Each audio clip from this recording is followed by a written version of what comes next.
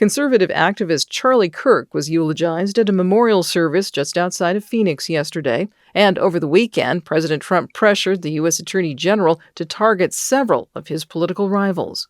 Good morning. I'm Corva Coleman from NPR News, and here are today's top stories. President Trump and other members of his cabinet eulogized conservative activist Charlie Kirk yesterday at a huge memorial service. It was held at an NFL stadium just outside Phoenix. Tens of thousands of people attended. Kirk's widow, Erica, gave a powerful statement during her remarks in the service. That man, that young man, I forgive him.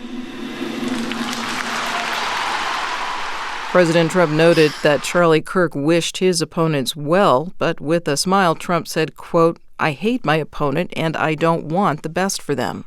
Palestinian officials in the Israeli-occupied West Bank are thanking world leaders for officially recognizing the state of Palestine. Yesterday, Australia, Britain, and Canada said they will formally recognize the state. Several other countries are soon expected to follow. NPR's Carrie Kahn has more. Palestinian Authority Foreign Minister Farsan Agabikian applauded the declarations, but said to believe there can be peace and security in the region without an independent state of Palestine is, quote, a delusion. It will never happen as long as these rights are violated, as long as we are not seen as human beings, worthy of living and worthy of our country. There are no public commemorations planned in the Israeli-occupied West Bank, many say with the war in Gaza still raging, and the death toll surpassing 65,000, there is little to celebrate. Israel's prime minister said recognizing Palestinian statehood is a, quote, reward for Hamas's terrorism. Carrie Kahn, NPR News, Tel Aviv. Defense Secretary Pete Hegseth issued a new rule late last week. It requires journalists to sign a pledge before they can access the Pentagon. It says reporters must agree not to gather any information, including material that is not classified, that has not been explicitly cleared for release. Journalists say the Trump administration is attacking the First Amendment.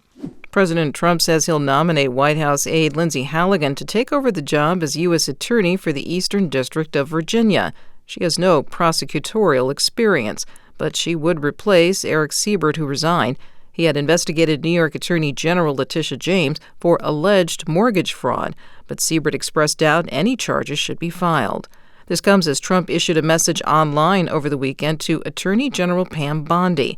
Trump demanded Bondi act against three of his political rivals: James, California Democratic Senator Adam Schiff, and former FBI Director James Comey.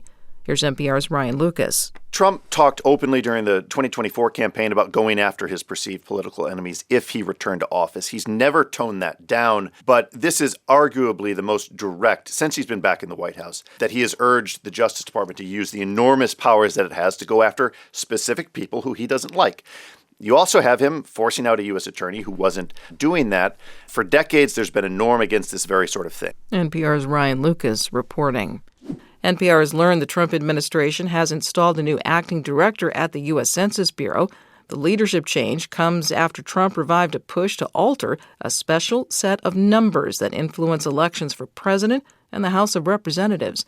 NPR's Hansi-Lo Wong reports. Before starting to lead the largest federal statistical agency, George Cook worked as a, quote, institutional investor and economic analyst. That's according to a Census Bureau staff email shared with NPR. Federal law requires the Bureau's permanent director to have a demonstrated ability in managing large organizations and experience in collecting statistical data.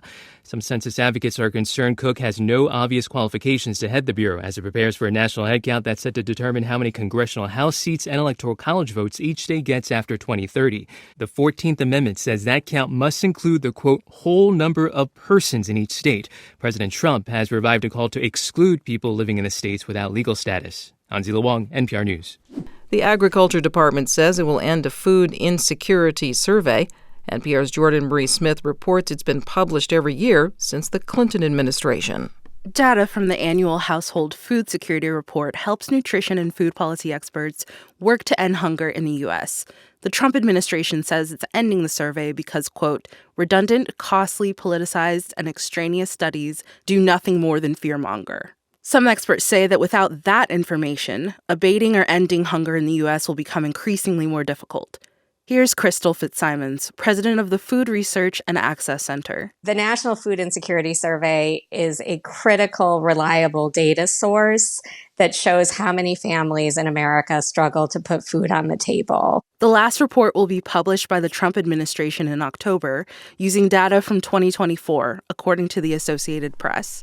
Jordan Marie Smith, NPR News. Just in time for fall, a 26-mile stretch of the Blue Ridge Parkway in western North Carolina has reopened. This comes nearly a year after Hurricane Helene devastated the region. The National Park Service says this marks the completion of the first phase of recovery to the roadway.